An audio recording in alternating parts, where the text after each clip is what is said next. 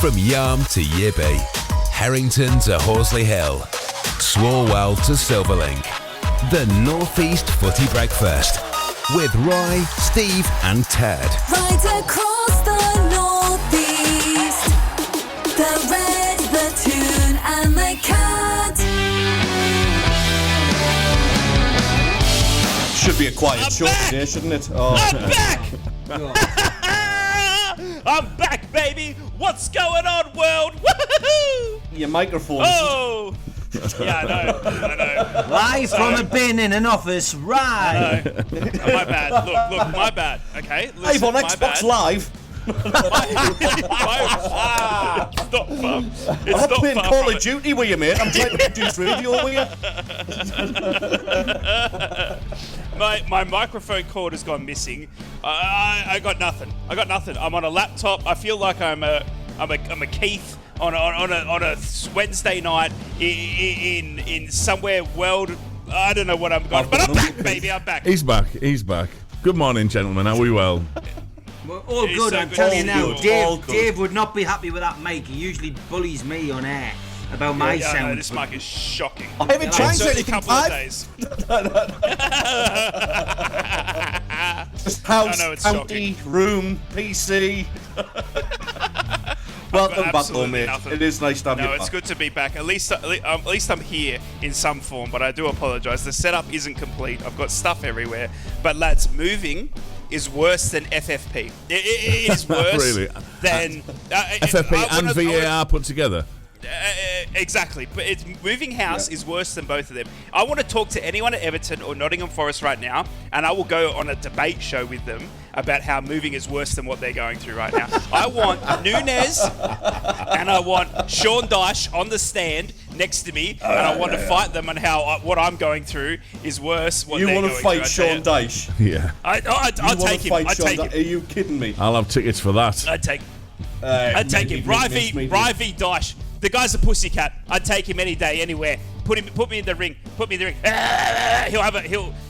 He won't be able to talk after when I'm done with him. His voice box will be gone, even worse than it is now. But lads, it's so good to be back. Oh my goodness, how good's the Borough? How good's the Borough been? The only team to win on the weekend. What's happening with your two clubs? Well, there we go. That's exactly right. Nothing. Yeah. Because the Borough are the best. The Borough are the best. We're back, baby. We had a strong win on the weekend. We've signed a Zaz. We've signed Luke Ayling. Have you guys signed anyone? No? Crickets again. Wow. What's happening this week, eh? Must have been an interesting show without me. Hey? It was great. Jeez, It was actually talking very Newcastle classy. and Sunderland. It was very classy, actually. I don't think we mentioned our clubs at all, apart from in the headlines yesterday. I don't think so. Spent half an hour doing a quiz about Australia. Yeah, I know. Which Steve nearly Stop won. Exaggerating.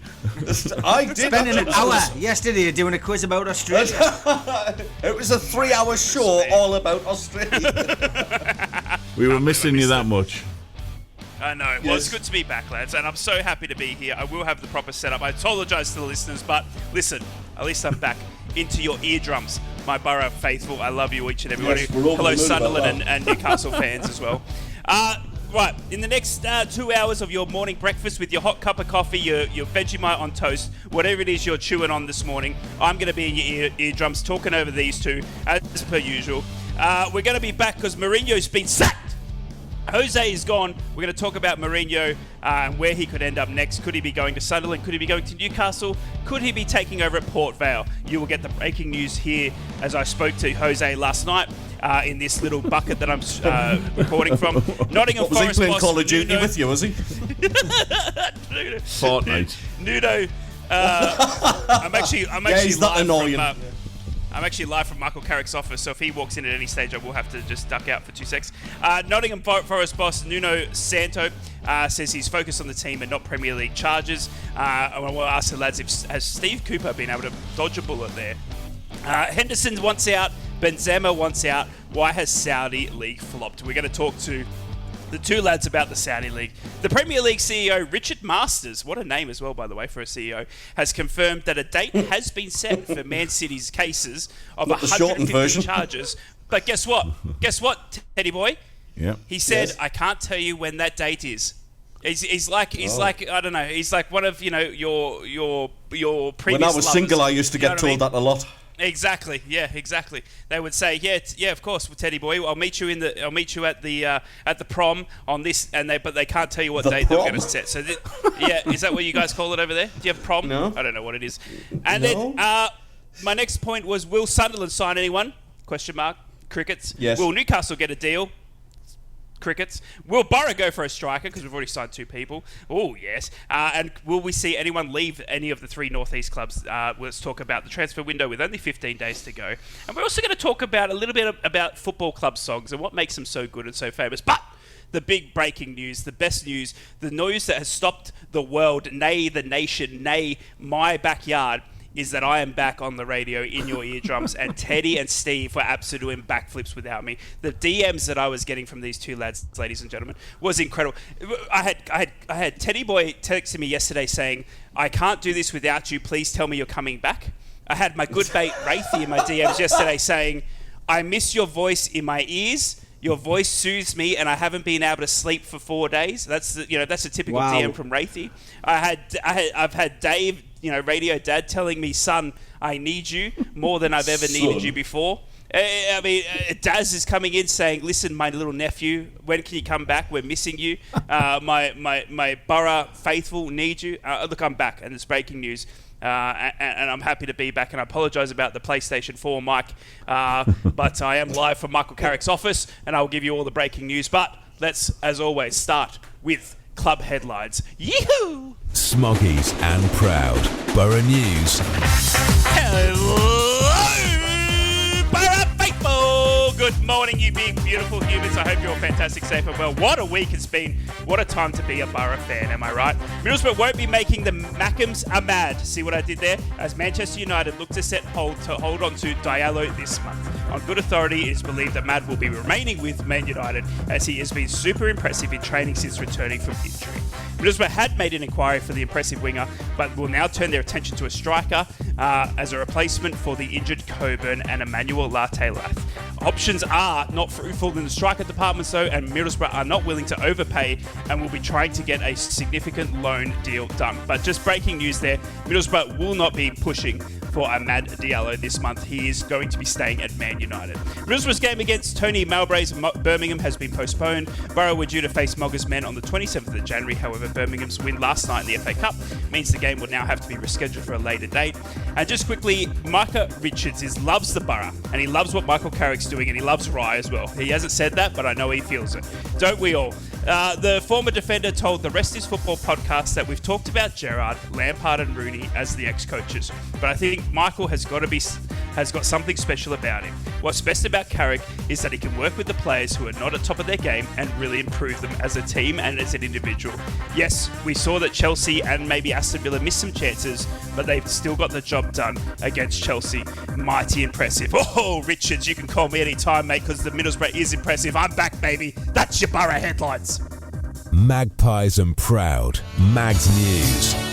Newcastle United hope that there is finally light at the end of the tunnel for Harvey Barnes. The £38 million man has not rejoined the main group of training, but is finally back up and running after suffering a setback on a toe injury sustained back in September.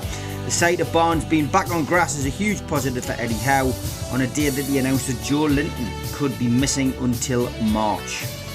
Richard Masters has confirmed that the Premier League are contemplating making changes to the top flight's profit and sustainability regulations. Top flight clubs can currently make losses of up to $105 million over a 3-year period, but these rules are different to UEFA's, which will ultimately limit spending on wages, transfers and agent fees to 70% of their revenue in 25-26.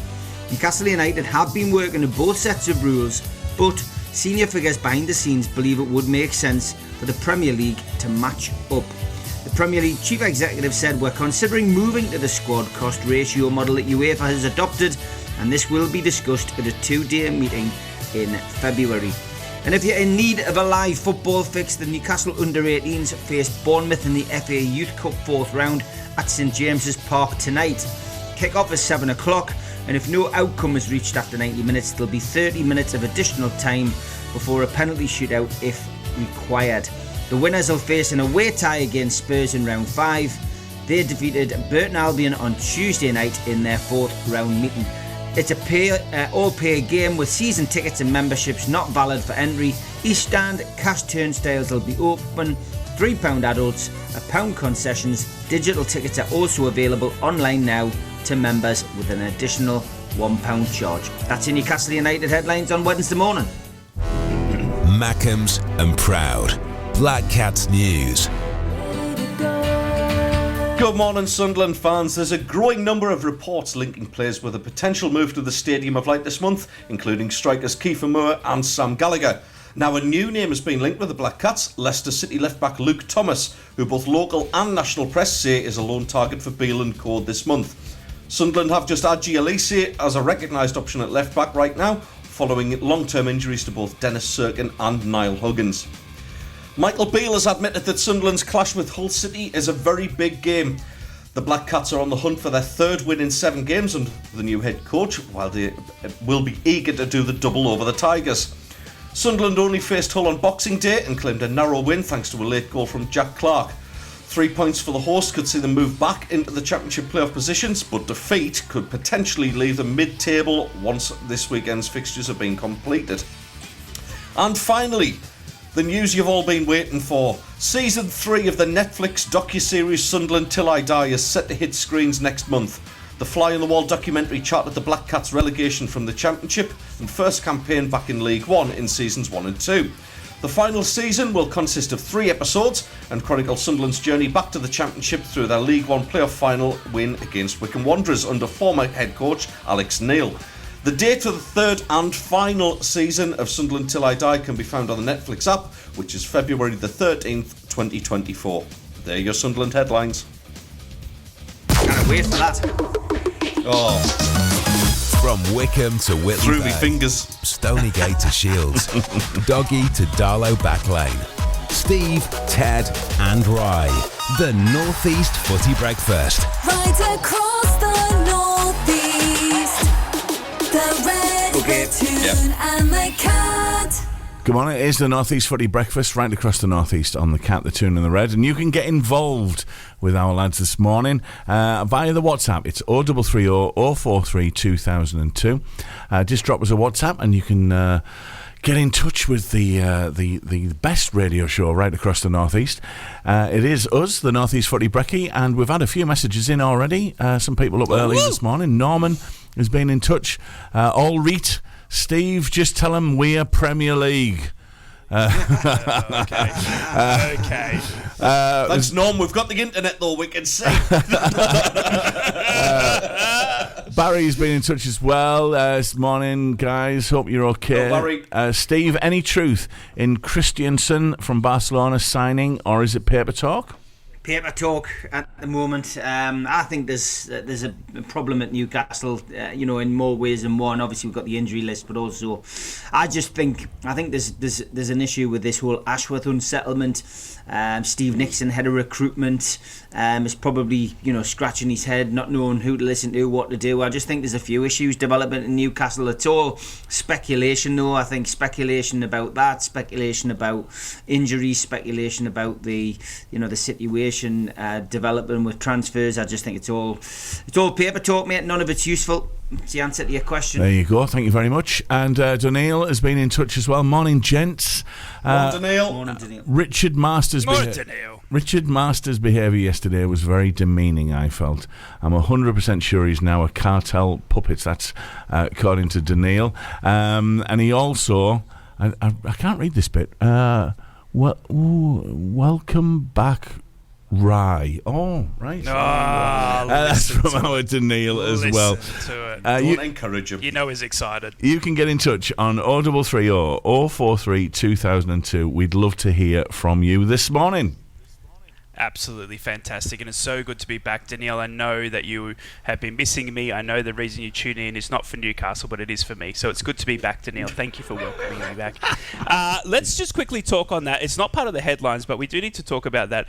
Just going on from what Steve was just said, obviously being questioned. There seems to be a bit going on at Newcastle, and we've seen some alleged comments coming in overnight about the ownership as well.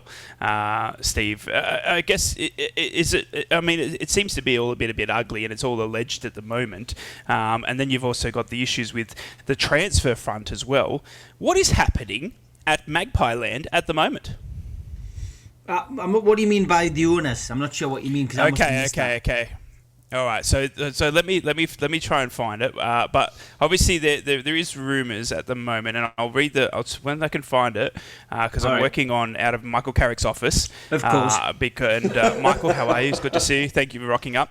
What's that? Yes, I can. I'll be on the training pitch soon to check him out. While you're looking for it, I'll just say that there's no issue that I know with the owners. I just think ultimately, Darren Eales has come out last week and spoken about FFP and told everybody exactly where we're at. That Newcastle are following the rules, whilst other teams are now being hauled over the coals and face, potential point deductions because it's alleged that they haven't. So Nottingham Forest and Everton, Everton again, of course, after losing 10 points, are back in the public eye for the wrong reasons and potentially could face 6 points deduction for breaching financial fair play. So Newcastle have come out and, as I read out in the headlines as well, Newcastle are following the instructions to the T, which you would expect them to do because it took our takeover so long to go through. There was such an objection to Saudi ownership, but Newcastle are just playing it with a straight bat and not deviating off the path and making sure that the double check everything. But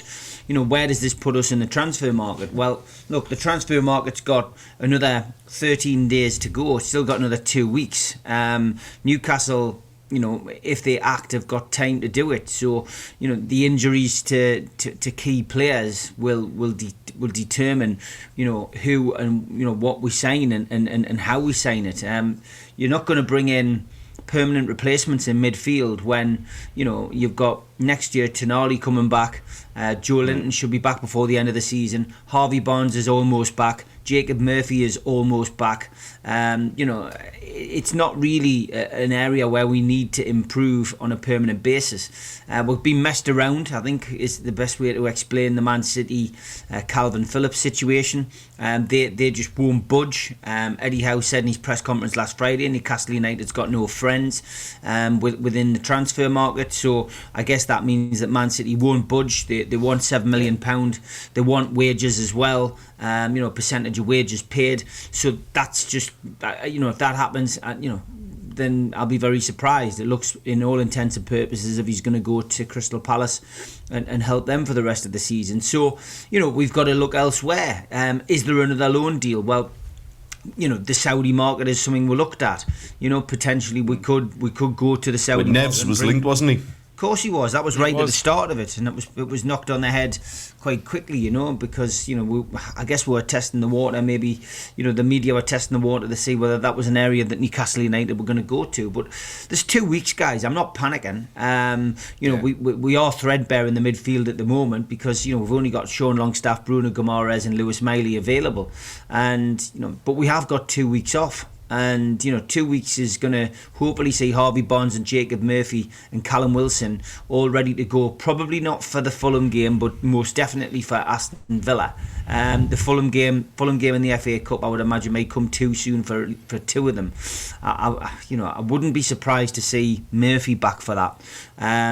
But I think the Villa game we could see Harvey Barnes certainly available on the bench, and maybe Callum Wilson. So look, 3 players coming back in makes a big difference to that squad. Of course, you've got the disciplinary tightrope that Anthony Gordon and Bruno Guimaraes is walking. But the way people are talking is as if they're going to miss, they're going to miss loads of games. Well, you missed 2 games, yes, but again, he's got to get booked first. They both got to reach the threshold first, and I think there's a lot of unnecessary panicking going on. There are rumours, and I stress there are rumours about Dan Ashworth not seeing eye to eye with Eddie Howe. That's gone on for months now. People saying that. Where's the proof? Where is the proof that is the case? We've not seen anything. We've not heard anything. People saying that Steve Nixon is under pressure. Well, yeah, that's an obvious thing to say. If Newcastle can release the purse strings to some degree, and Steve Nixon, as head of recruitment, doesn't bring anything in, then of course you would imagine his job would be on the line, because he hasn't identified any players that they can bring in, and that they don't bring anybody in the transfer window. That's down to him. However, if the reason we don't sign anybody in the transfer window is down to the fact that, we can't because we will breach financial fair play, then it's as simple as that. So, I don't really think, me personally, I am not panicking at this moment in time. And I think we are in the midst now of a media frenzy, which the media love doing it because it creates clicks, and they know that Newcastle United fans will click and boost their pay packets. As soon as Jose, me and you predicted this yesterday, Ted. I said to you yesterday and to Dave that as soon as Jose Mourinho was sacked, whilst we were doing the show yesterday morning, let's see how long it takes before Newcastle United are linked with him. Even though there is no vacancy. It was 3 minutes, yeah. And it was Jim White on another radio station, on his Twitter, on his X account, basically just saying, who would like to see him back in the Premiership? And you're like, well, and then it's just a whole host of people saying Chelsea, Newcastle, Newcastle, Chelsea, Chelsea, Newcastle, Newcastle, Chelsea. There's no vacancy at Chelsea or Newcastle. Both teams have got managers that they're very happy with, and we watched the Amazon documentary. We know the owners know that this season was never going to be as successful as last season, and they all have said we overachieved. So I think it's just a maelstrom of noise being created by the media, and I'm not buying into it. Have you found the article, right? Yeah, I have, certainly have. So this is what was alleged yesterday, or it's come in overnight for everyone in England. So you'll be waking up to the news today that Newcastle chairman Al Ramayan is facing a $74 million, that's dollars, £58 million lawsuit for carrying out malicious instructions of bin Salman. It is alleged that Yasir Al-Rahman, the chairman of Newcastle United and Live Golf, faces being sued for allegedly having carried out the instructions of Saudi Arabian Crown Prince Mohammed bin Salman with the malicious intent of harming, silencing and ultimately destroying the family of the country's former intelligence chief. That is the claims that are coming out this morning, that the Newcastle chairman will be facing a significant lawsuit over the next coming months. That was reported today by Daily Mail. Again, all alleged, nothing confirmed, but still not what you want to see at the moment. No, definitely not. You don't want to see anything like that connected with Newcastle, but I would imagine that if there is, a risk of damaging the brand, if you like, PIF, then there will be action, immediately. But Al Ramayan is, he's obviously Newcastle's chairman, so it will be interesting to see how that one develops. I definitely knew nothing about that, but as you said, it's all alleged. So, I would imagine that will, it'll all come out in the wash, as they say in the North East. It certainly will. Norman has been back in touch on the WhatsApp. Steve, a couple of points to you again, Steve. Steve, do you think we need to sell? And is FFP there to prevent other teams matching the cartel? Surely that's against competitive rules. Well, yeah, of course we need to sell, but the problem is that players we've got, nobody wants to buy them.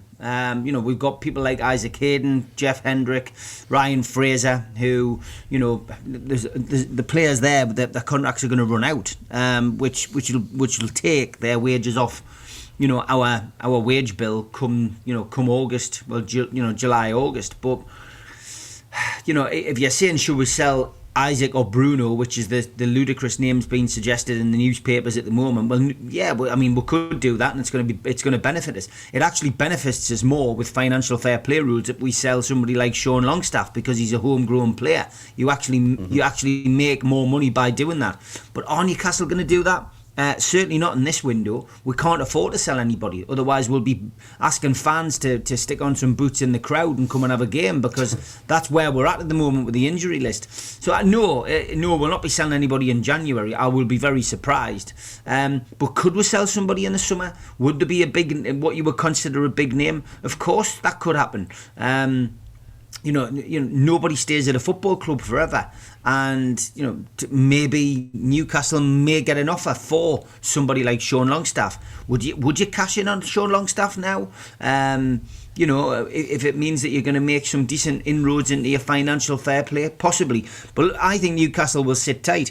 I don't expect lots of movement. I've heard some people say they think we'll sign 3 players in this window. I'd love to know where they get that confidence from. I'd love to think we can get at least one body in. If we got 2, I think we'd be in dreamland. But I think one would be a blessing at this moment in time, even if it's a short-term loan from the Saudi League, or wherever.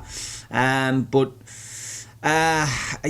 for FFP, it's quite clear that it was designed to protect certain clubs in the Premier League. It was designed to protect the precious top 6 that were, that have always been there. And the more you look at it, the more you have to question it. But with regards to the rule changes potentially being implemented in February, who's that to suit? Who's going to benefit from that? You've got to ask the questions. Why now, Richard Masters? Are you suddenly contemplating changing something in February? Is it because Newcastle, Aston Villa, Brighton, are all suddenly coming into the picture and and ruining this big party that you've all been having for years?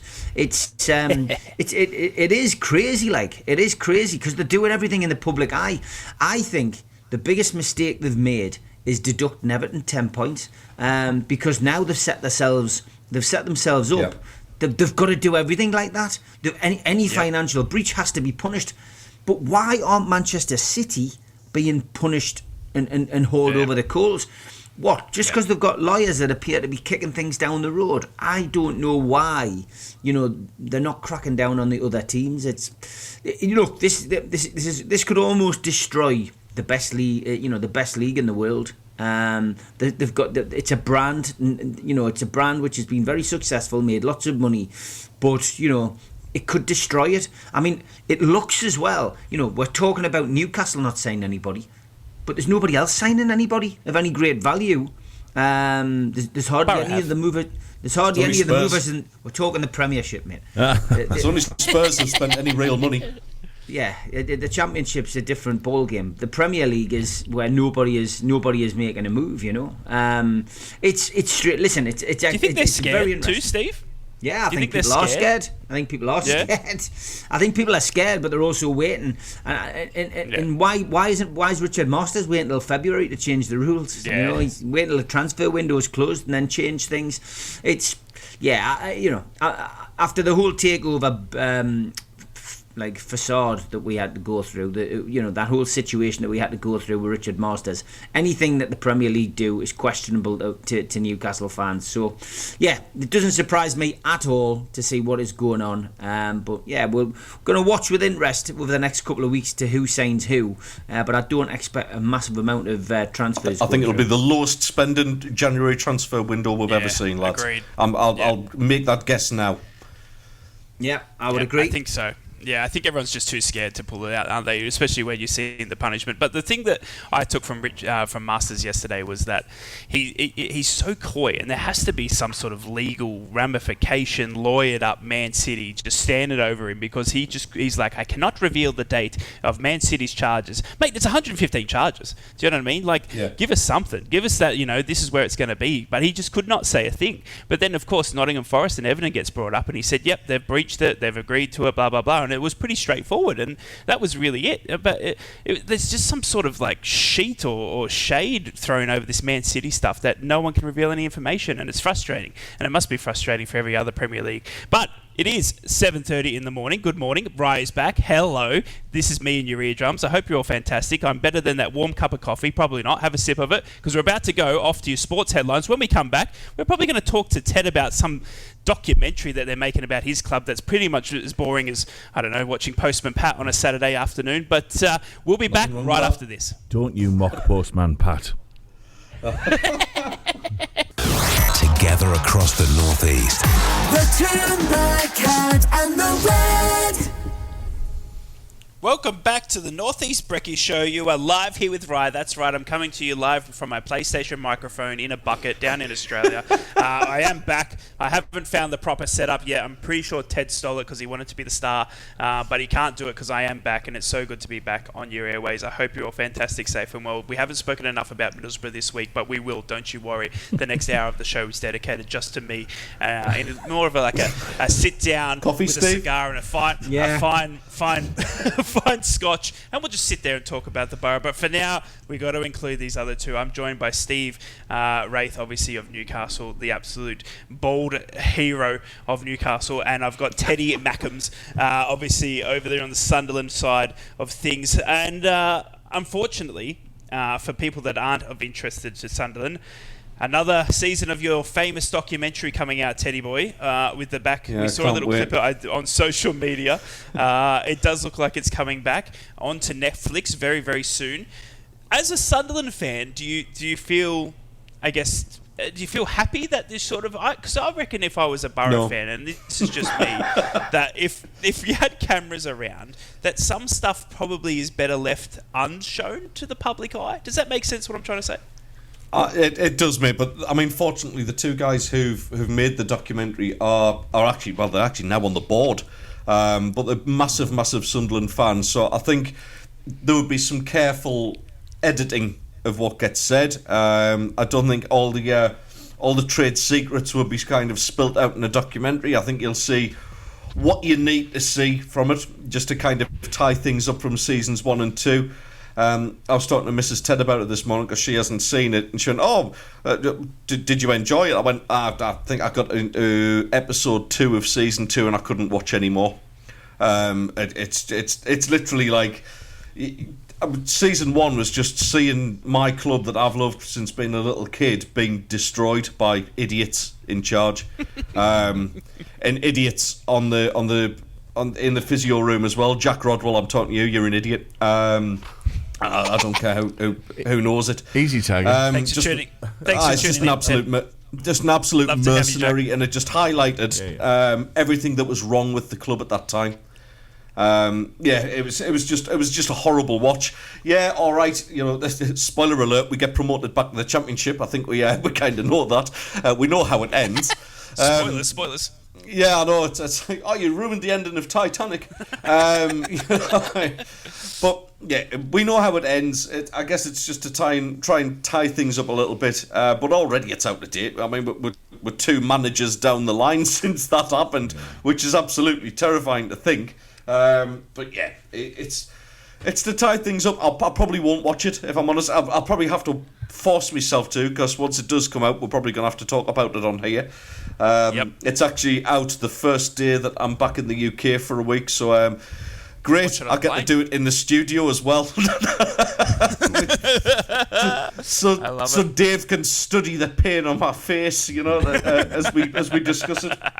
But yeah, I'm not excited about it. It's happened. It had to happen, and kind of, like I say, finish the story arc, I guess. But yeah, I can't see it being anything other than a distraction for players. I'm glad it's done. That whole chapter of our history is over, and hopefully, eventually, we move on to bigger and better things, mate.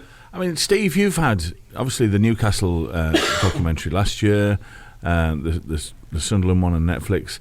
Rye, what do you think? Do you think we need a Borough one? Would you like a Borough one? Would you like to see what goes on behind the scenes? No. I mean, I don't, because I think there's better things that need to be left unsaid and out of the public eye. I would hate to see any sort of dealings or finding out that, you know, someone that you've loved, you know, is probably not as, you know, and it can reveal some things that are probably unsavoury. I mean, you're catching people, you know, in their place of work. You're catching people when they're stressed. We all go to work, we all have bad days, we all have good days, and if the camera picks up on that, then it could change your perception of someone. You know what I mean?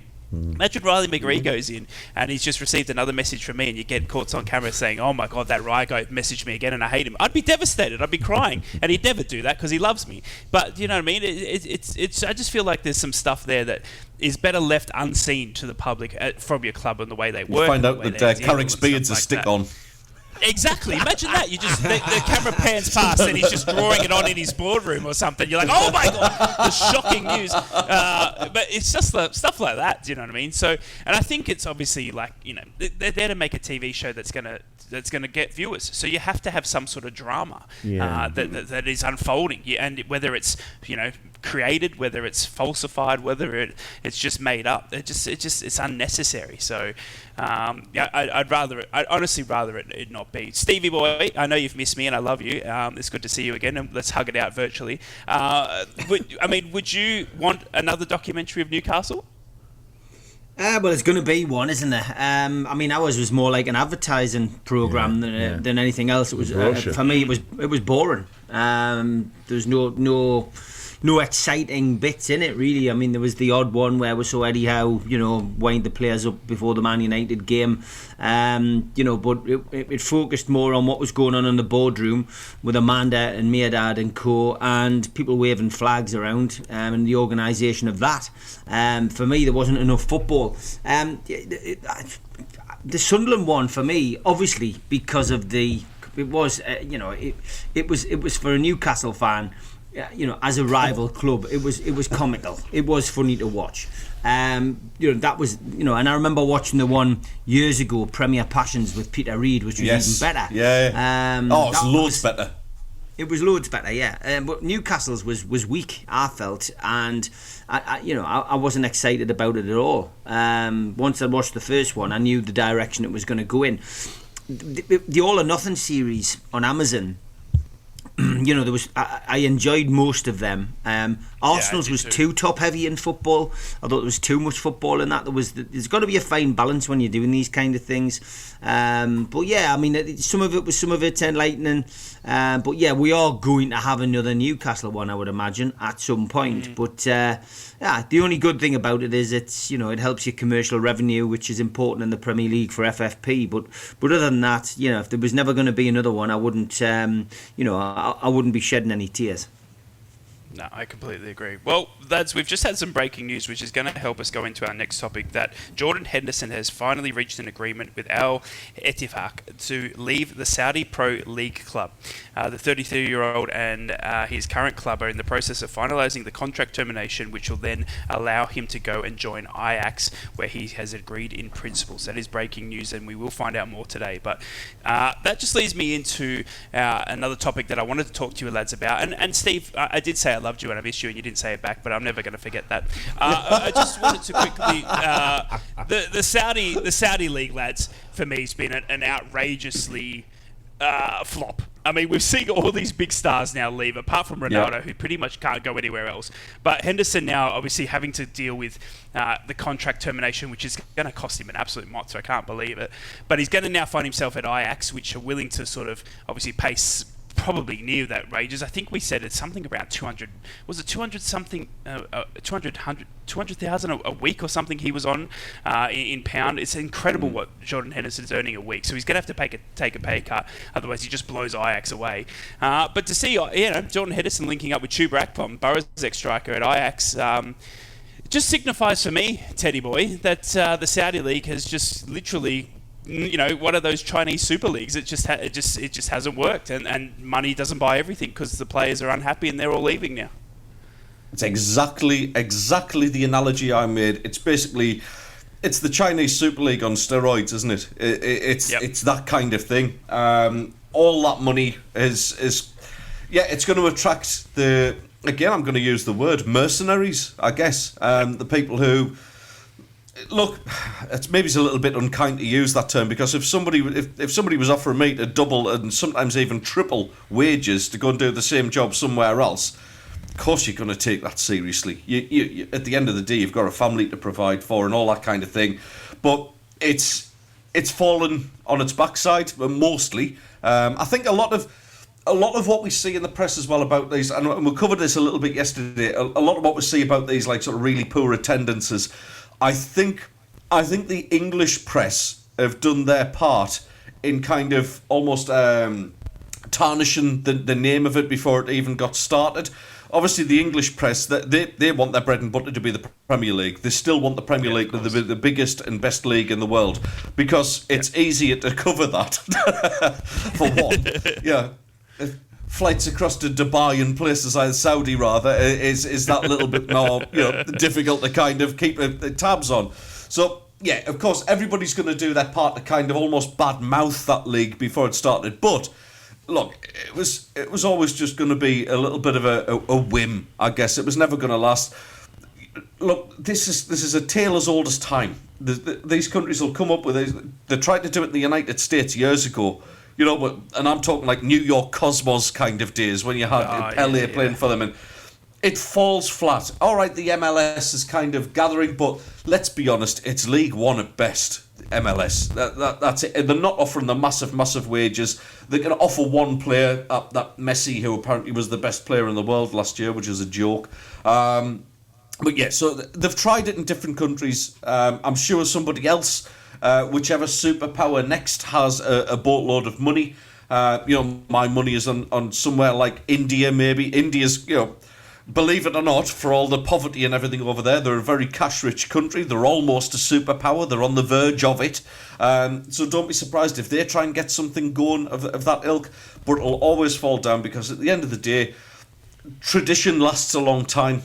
And the likes of ourselves, the likes of the Spanish league, the likes of the Italian leagues, they're always going to be the mainstay. They're always going to be where talent cuts its teeth, and it's where the biggest and best players will certainly be discovered and go on and play their best form of their lives. Stevie boy, Henderson obviously leaving, going to Ajax isn't great for the Saudi Pro League, but he's not alone. We've seen Karim Benzema, for instance, who scored 12 goals in 20 for Al Ittihad, has drawn the ear of supporters because of his now deleted Instagram, saying that he was wanting out. So it looks like Karim Benzema looking for a move in January. He said he's, the French media have obviously speculating that he regrets his decision to move, and that he'll be looking for a return to Europe. We've heard Neymar, who's also unhappy, even before he did his cruciate ligament on while he was playing for Brazil. Apparently, it was reported he'd fallen out with his current manager and was asking for him to be sacked. We saw Jota, who moved from Liverpool at Al Ittihad. He was being dropped and falling out of his club after the $25 million move. I mean, the list goes on and on. Is it just a case of money doesn't buy everything, or is it that they've tried and they haven't bought the right player? What's gone wrong for the Saudi Pro League? And obviously your thoughts on Henderson getting a move to Ajax. I mean, first of all, it's an honour to be working with Davros from the Daleks and Doctor Who. Yeah. Thank you. Your microphone is going. It's bad, isn't it? It's getting worse, mate. It's getting worse. It's getting worse. Yeah, Roger. It sounds like you just need to go like that. The microphone, the PlayStation microphone's dying. Not now. I'm back, baby. It's not a good time to have a cavity searched when you're using the mic. That's what it sounds like. Anyway, moving on. Your question, I believe, was about the Saudi league, sir. Yes, it is an absolute disaster. It is a disaster, and one which we spoke about, Rai, in those old days when you and I were with Radio Dad, and just you and me. We talked about it. We discussed it, and we said, how long do we think it'll last? I do believe that Mystic Roberts was the man who said it probably would flop. I was prepared to give it a chance with the fact that Saudi were aiming towards the their big 2030 celebrations, but it's an absolute disaster, really. It's like the China League. Even the MLS is more successful than this. Yes, there are certain games which are attracting big crowds. We talked about it yesterday, 25,000, 26,000 crowds at some of the games, but there are some games where there's literally a man and his dog watching, and it's not what it said on the tin. And a lot of those players who've gone out there who are on extremely high wages eye-watering wages, are now living to regret the decision, because clearly they are motivated by a lot more than money. They want to at least be in a competitive league where they're playing in front of a crowd, getting the adoration that they used to, and they're not getting it in Saudi, and that's a problem. I also think they're struggling with the day-to-day existence out there. We all know that footballers do like, most footballers do like a social. They do like to let themselves out. I'm sure there's been many times where Henderson's like to have a night out in Liverpool after winning a game. The rules in Saudi are slightly different. It's not the same in Saudi. You have strict rules and regs around alcohol for starters, and it's not really a place where you can go and do as you please. It is still very much learning, and it's not westernized. It's very strict in what you can do. So I can imagine that the social side of things could, once you've had a look around and you've been to wherever you want to go and looked at a few points of interest, you're probably stuck in a compound, because that's basically what it's like. I mean, my two pals Mitch and Stu, who live in Dubai and Bahrain respectively, will tell you exactly what it's all about. Plus the heat is when it's hot out there is unbearable. So all in all, it's proved not to be the move for Henderson. And Benzema is another one who is clearly not enjoying it out there. There is a place on the bench for Benzema at St James's Park, though, if he fancies a move. Henderson, no thanks. But Benzema, you're more than welcome, mate. Get yourself over to town, to the Toon. It'll be, we've got Phoenix, we've got the Quayside Market, we've got a bridge that rotates every now and then. We've got a cultural point of interest or two, and we've also got some wonderful vinyl shops, and we've got McDonald's and we've got Starbucks, mate. So if you want to come over, Benzema, get yourself over. The only way Benzema is coming back to Newcastle is if Alan Pardew's the manager and he's got that French Revolution going again. I think that's the only way we're going to see Karim back at Newcastle, because it's just not going to happen otherwise, I don't reckon.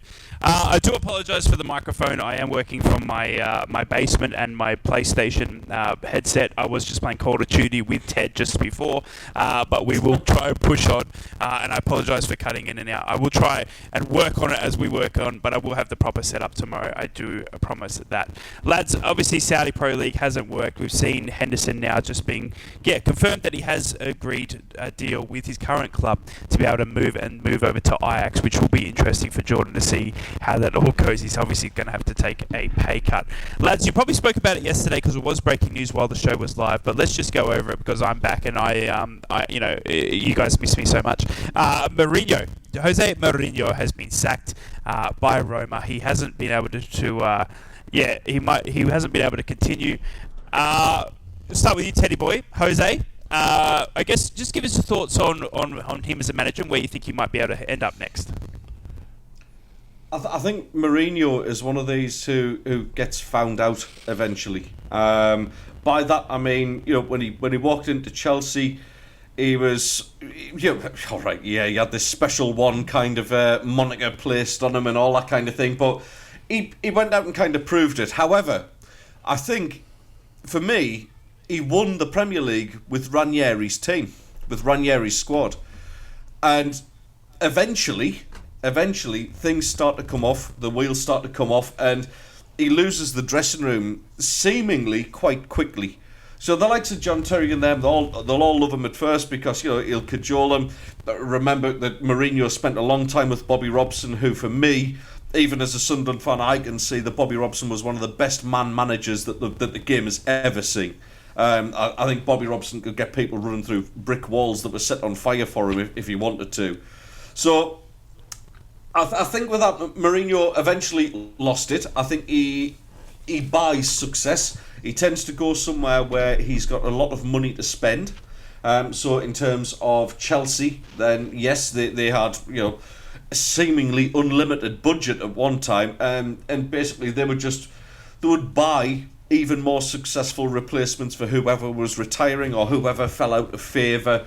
The likes of Oscar, all right, they moved on to the Chinese Super League, but they went out and spent vast amounts of money to replace those players.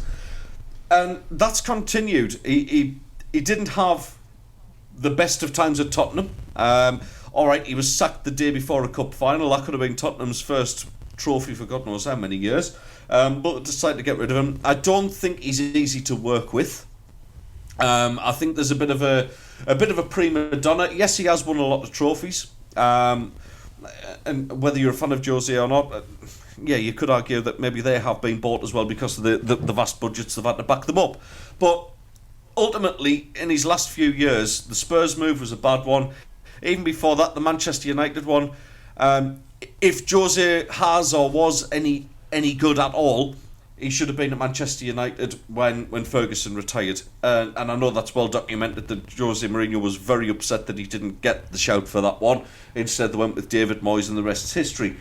But the time at Manchester United, he would alienate players, and it often alienate fans as well. We saw this kind of withdrawn and huffy version of Jose. He wasn't as cocky with the press and sort of, as confident, and that Jose that was gold to watch. As as an outsider looking at some of these press conferences, he was always great for a quote, but you just saw this sort of despondent, withdrawn version of this guy.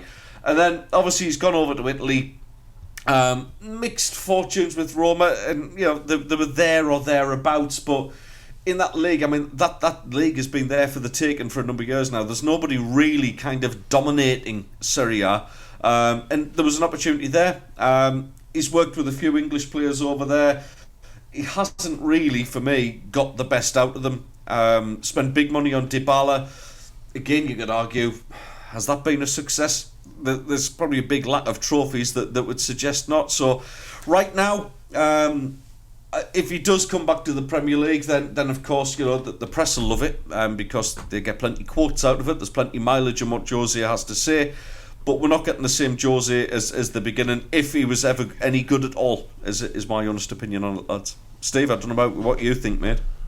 Yeah, I would agree with you, mate. I would agree with you. It's it's such a strange affair. Just breaking news. Sorry, your caught us unawares there. I didn't think you were going to come back to me. But Sergio Reguilón he's agreed to join Brentford on loan from Tottenham. But again, this shows where we're at with the Premier League at the moment, lads.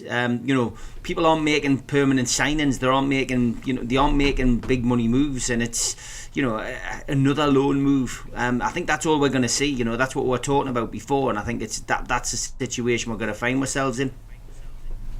Yeah, fair play. Is Rye back, or is he? You are quiet, Rye, but you are back. It's quiet, but you're back. We like it. Don't change it. Oh my God! He's gone again. I've just had the biggest clap of thunder over here.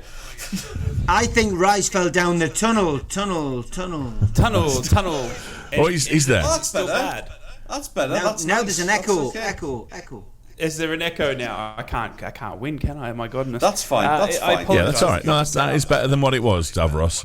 Okay, Yes. well that's good. That's a positive start, because as I said, there's not until Ted returns my proper microphone that he's stolen from me, there's not much I can do. Well, actually, Ted, I will be holding you accountable for today. That is better from your point of view, but all I'm getting now is an echo of myself. Yeah, what I might can do, hear that. lads, I might have to jump off and try and work on getting this proper microphone set up, because all I've got is my phone or that dodgy little headset. But if I can work on it and give myself some more time to set this up, we might be ready for more time off.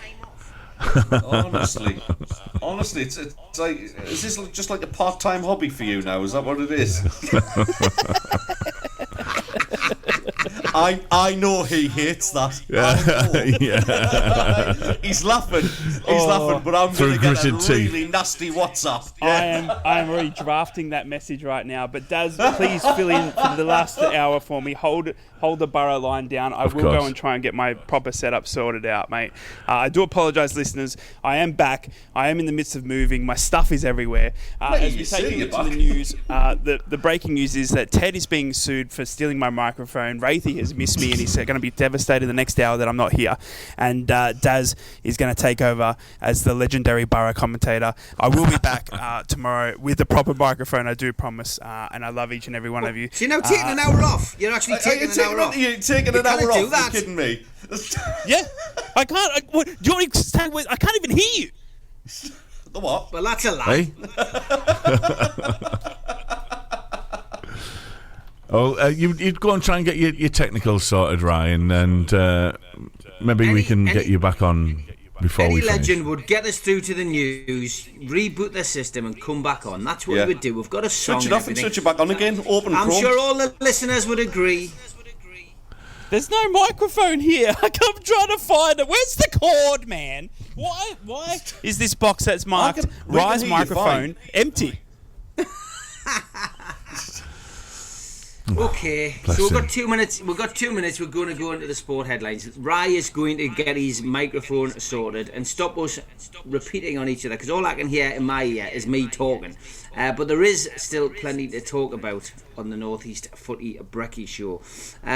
Let's look a little bit into Borough whilst Rye is sorting his technical side of things out. Let's talk about Borough while he's not here. while he's not here. And then we can- That's and then we can absolute move on. genius. And there is absolutely nothing to talk about Middlesbrough. They won a game at the weekend, and that's it, really. Newcastle didn't, Sunderland didn't. They've won a game, and I think it's it. But Daz, joking aside, the Middlesbrough are doing well, mate. And you've got a big Carrier-Bag Cup game coming up as well. Yeah.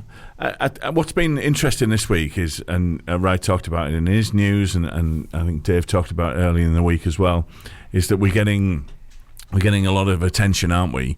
From the big pundits about the game next week, and Michael Carrick is getting a lot of attention from it. I read last night that there was links to Crystal Palace for Carrick.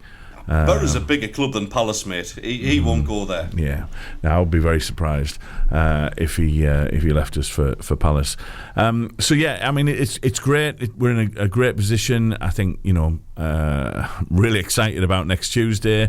It's just that worry, isn't it? Is that are Chelsea going to come back and get it on all cylinders? But I think it's just an exciting time. We've got these players coming back from injury. Which is brilliant. We've I think 2 really good signings that we've made so far. So yeah, I think things are looking a little bit more positive for the Borough at the moment. And we'll chat more about the Borough and Sunderland and Newcastle after the 8 o'clock news this morning on the North East Footy Breakfast. This is on the Cat, the Toon and the Red. Thanks for being here with us this morning, and we'll be back after some news.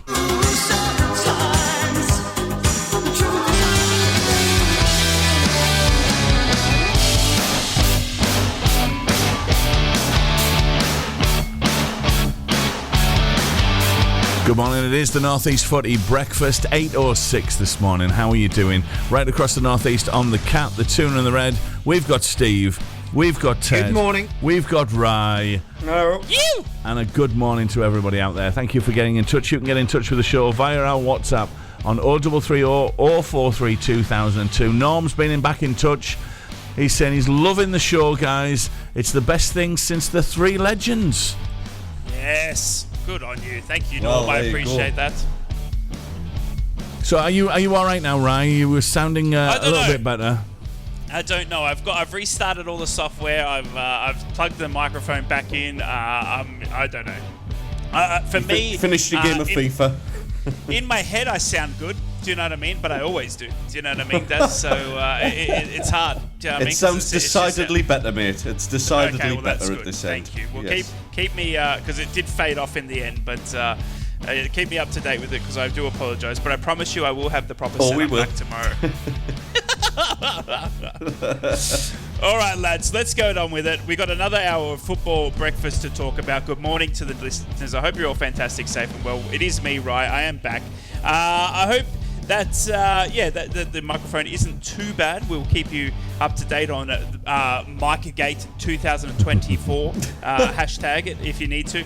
Lads, I want to talk to you about obviously the January transfer window. We heard a bit from Stevie Boy earlier just about Newcastle and the issues they're having in the transfer window because of the financial fair play. But down in the Championship, the Borough have made moves. We've signed 2. Sunderland getting linked left, right and centre as well.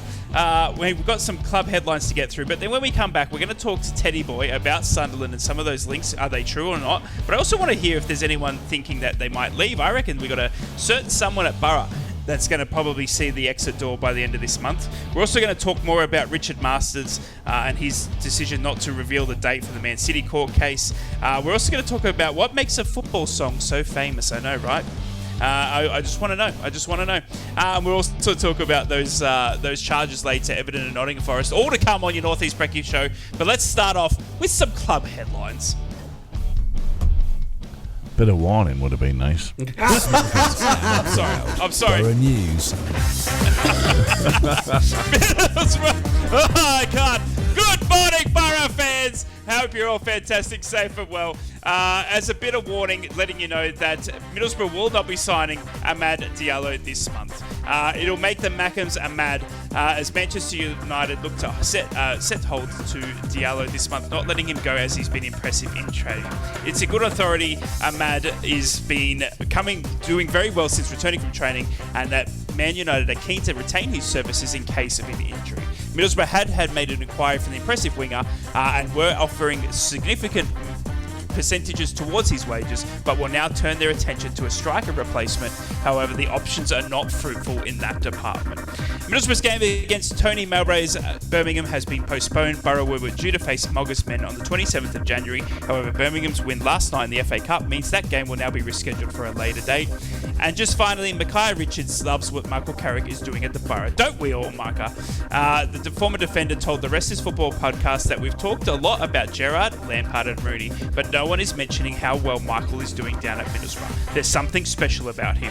What's best about Carrick is that he's working with players who are not at the top of their game and really improving them individually, but also as a team. Yes, we saw them against Chelsea, and Chelsea definitely missed some massive chances, but they still got the job done. I'm very, very impressed with his man management, especially what I saw coming against Aston Villa. Well done, Micah. You can come on down to Borough any stage. That's your Borough headlines. Good morning. Magpies and Proud. Mags News. Newcastle United hope that there is finally light at the end of the tunnel for Harvey Barnes. The £30-80 million man has not rejoined the main group of training, but is finally back up and running after suffering a setback on a toe injury sustained back in September. The sight of Barnes being back on the grass is huge positive for Eddie Howe on a date that he announced that Joe Linton could be missing until March. Richard Masters has confirmed that the Premier League are contemplating making changes to the top flight's profit and sustainability regulations. Top flight clubs can currently make losses of up to £105 million over a 3-year period, but these rules are different to UEFA's, which will ultimately limit spending on wages, transfers and agent fees to 70% of their revenue in 25-26. Newcastle United have been working at both sets of rules, but senior figures behind the scenes believe it would make sense for the Premier League to match up. The Premier League chief executive said, "We are considering moving to the squad cost ratio model that UEFA has adopted, and this will be discussed at a 2-day meeting next month." And if you're in need of a live football fix, Newcastle United under-18s face Bournemouth in the FA Youth Cup 4th round at St James's Park tonight. Kick-off is 7 o'clock, and if no outcome is reached after 90 minutes, there'll be 30 minutes of additional time before a penalty shootout if required. The winners will face an away tie against Spurs in round 5 after they defeated Burton Albion last night in the 4th round meeting. This is an all-paid game with season tickets and memberships not valid for entry. East Stand cash turnstiles are open, £3 adults and £1 concessions. Digital tickets are also available online now to members with an additional £1 charge. That's in Newcastle headlines on Wednesday morning. Mackems and Proud. Black Cats News. Good morning, Sunderland fans. There's a growing number of reports linking players with a potential move to the Stadium of Light this month, including strikers Kiefer Moore and Sam Gallagher. Now, a new name has been linked with the Black Cats, Leicester City left-back Luke Thomas, who both local and national press say is a lone target for Beale & Co this month. Sunderland have just had Giolisi as a recognised option at left-back right now, following injuries to both Dennis Serkin and Niall Huggins. Michael Beale has admitted that Sunderland's clash with Hull City is a very big game. The Black Cats are on the hunt for their 3rd win in 7 games under the new head coach, while they will be eager to do the double over the Tigers. Sunderland only faced Hull on Boxing Day and claimed a narrow win thanks to a late goal from Jack Clark. 3 points for the host could see us move back into the Championship playoff positions, but defeat could potentially leave us in mid-table once the weekend's fixture list is completed. And finally, season 3 of the Netflix docuseries Sunderland Till I Die is set to hit screens next month. The fly-on-the-wall documentary charted the Black Cats' relegation from the Championship and first campaign back in League One back in seasons 1 and 2. The final season will consist of just 3 episodes and chronicle Sunderland's journey back to the Championship through their League One playoff final win against Wycombe Wanderers under former head coach Alex Neil. The date for the third and final series of Sunderland Till I Die can be found on the Netflix app, which is February the 13th, 2024. They are your Sunderland headlines for today. And you can get in touch with the show on our WhatsApp, 0330 043 2002. That's the number. And we have had a few messages that have come in this morning. Our friend Jack is saying, good morning, lads. Hope you're all good. Happy Rye Day. Yes, Jackie boy. Excuse me. What else have we got here? It is emotional. Yeah. It is absolutely. And we've also had a message from a first-time listener, long-time messenger. Just so happy that Rye is back. Even if his microphone is horrid, Ted and Steve are just not the same without him. Steve, you can tell, is so much happier when he's there, and Ted just clearly couldn't cope. Anyway, definitely not Rye, just a listener. Love him. This is not Rye. Get yourself some cotton buds and clean the wax out of your ears, because there's clearly no happiness in my voice. What a message that is. What a message. Well drafted that. Yeah, very well definitely. Drafted that. Well written. Yeah, very. It's 8:15 on the Cat, the Tune and the Red. This is the North East Footy Breakfast right across the North East. Oh, it's great to hear messages like that from the fans. I appreciate you, even if you are definitely not Rye listening in. I want to talk to you, Teddy boy, about Sunderland. Not end in regards, Mick. It ended in regards, Rick. I wanted to talk to you about Ahmad Diallo. Obviously, we've seen some rumours between our two clubs, a bit of a battle, if you will, on social media now. Yesterday, it was reported by Reluctant Nico, or Alan Nixon, as we formerly know him, on Twitter, who does do a lot of the reveals for English football transfers, saying that Middlesbrough have made the biggest. But to be honest, he works for the Sun, and I wouldn't even believe the date on the Sun newspaper. Me neither. I was on page 3 once. I believe he was saying that Middlesbrough have made the largest sum towards his loan efforts, but obviously I've had it on good authority now that Middlesbrough did make an inquiry, but it won't be progressing any further. And then we did see Ahmad on his own Instagram posting a photo of him in a Sunderland shirt with a big love heart. Good on you, you little Mackem inside you. But I believe Ahmad's going to be staying at Man United, but you obviously still have hope that he might be coming. Thoughts on obviously where you think he could end up, and obviously the belief that he might stay at Man United. Do you think he's got a chance to break into that squad? I think he has got a chance, obviously, with Jadon Sancho going back to Dortmund on loan. That does open a wing position up slightly. But obviously he's on his way back from quite a lengthy injury layoff that he sustained at the beginning of the season. It was a knee injury, a bit of a nasty one. So he's on the road to recovery now with that. And I just think that it would probably suit Man United a little bit more to send him out. Now, I was utterly convinced that would be to a Premier League team. A Palace or a Fulham or somebody of that kind of ilk, a little bit lower down, who needed that little bit of a boost, I guess, in the ranks.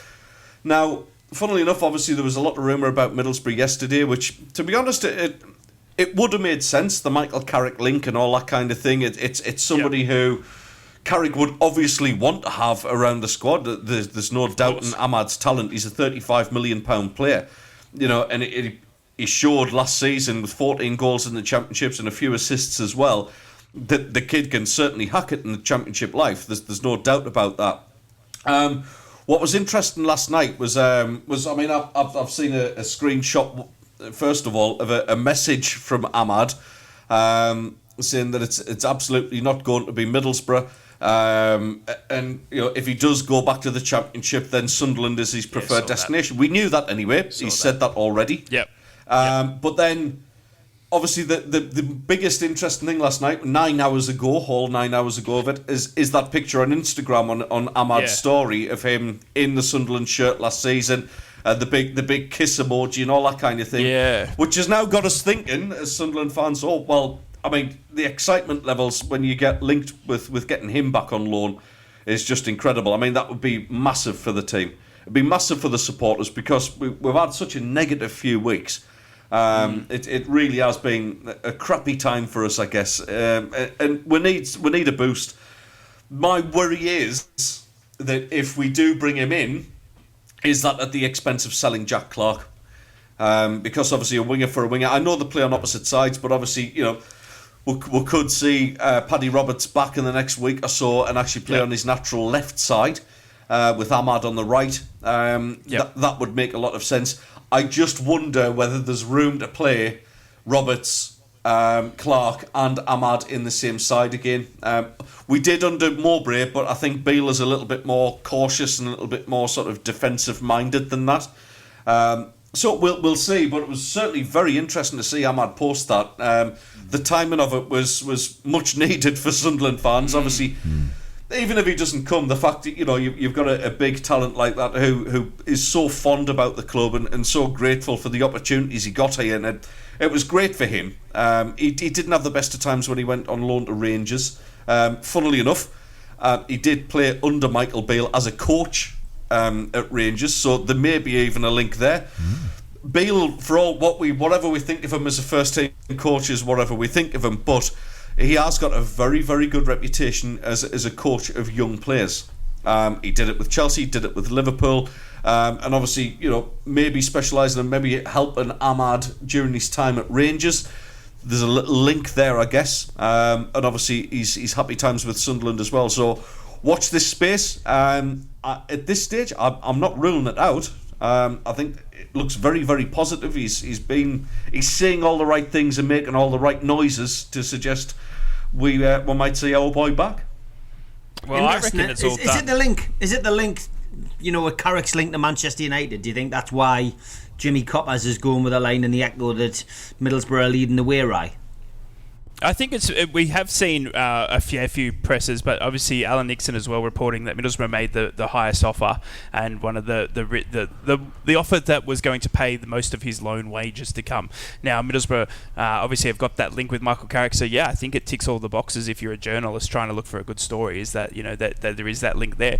It's a strange one for me. I mean, we've got Izzy Jones on the right. I know he's a right winger. Of course, you wouldn't say no, but for me, a striker is our more, if we're going to make one more signing due to the wage budget or whatever it is, you would want a striker to be in with Coburn and Emmanuel Latte-Lath both being injured. So having another winger for me was a bit of a strange one. Now, I'm not going to say no or cry if Mad Diallo comes to us, but with his links to Sunderland, the way he was loved there, I'm pretty sure his pinned messages on all of his social accounts is still him sliding in front of the corner flag at Sunderland Stadium of Light, with all the Sunderland fans saying how much he's going to miss him. So for him to then turn around and then come to Middlesbrough was a bit of a weird one for me from Ahmad. So I think the link there would have to be quite strong with Michael. It's some sort of bond there if he was to turn, he's back on Sunderland and come to us. But again, I wouldn't be sad, I wouldn't be upset.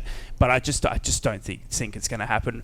But I am led to believe that Middlesbrough have made an offer, and it was a strong offer, but that's where it stopped. And that Man United are keen to keep him and retain his services for the rest of the season. Club, you see. Did you win on the weekend? Oh, that's right. That's right. Anyone? Did anyone win on the weekend? Oh, that's right. Barrow did. In terms of transfers, though, on the bench. Yeah, I know, right? I know. How good are we? Played well. Hayden Hackney played well. Yeah, he did. Let's talk about, obviously, we're talking a lot about who we want to sign. Let's talk about some outgoings, because I reckon there's one or two maybe at Middlesbrough that we could see leave.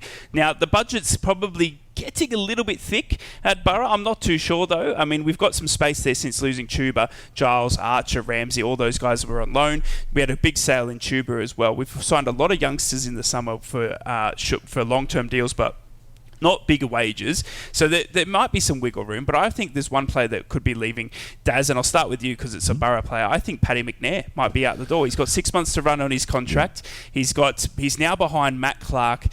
He's now behind Ayling in that right back role. I mean, Lucas Angel's been great. You've got Lenihan who'll come back from injury. Dale Fry. Vandenberg's been an absolute star. So you would think Paddy McNair's fallen right to the back of this centre-back pairing, and with 6 months left on his contract, you would think maybe now's the time to strike if you're a Borough contract man to get some money for him. Yeah, I totally agree. When you were starting to mention that, he was the first name that came to my mind. I mean, there was talk in the summer about him going, and I think at the time we talked about it and said, look, no, he's a utility man. He can play in so many different places. He's reliable. He's Borough. And, as we've seen with the signings that have brought in and his injury, which I think was probably unfortunate timing for him, I think it has taken him down the pecking order a little bit. And I think it's the big thing there is that 6 months left on the contract. He won't get a renewal, I don't think. He's been a brilliant servant. I'm a massive Paddy McNair fan. He's been a great servant to the club. But maybe it is time for him to move on and free up that wage bill, because I would imagine he'll be on a decent whack. Yeah, I dare say he would be. He's been at the Borough through a long time. Yeah. I think he'd still probably be on an old deal, but maybe bought one him time from a to strike massive before. club as well. I haven't heard of that club before. The Teddy Boy over to a certain club over there that we don't want to talk about. No, we obviously talking a lot about Jack Clark. He seems to be the rumoured one that mainly seems to be striking a lot of interest. Do you think there's any chance that Jack Clark could leave? But is there any names that you're thinking that you would be willing to let go or could surprise the Sunderland fans in leaving in the January transfer window? The Jack Clark one is just going to roll on all the way through to deadline day, and it's 50-50 for me whether he goes. It would have to be a substantial fee, because right now we are reliant on him, and on only an eye-watering fee I think is going to prize him out of our possession at this moment in time. Largely because he's 13 goals, or is it 2 or 3 assists as well. He's our main attacking threat. And all right, you could talk about bringing Ahmad back in, but Ahmad's had a serious knee injury. Is it going to take him time to get up to speed? You just don't know. Jack Clark right now is in form, and he's fit, and we know it.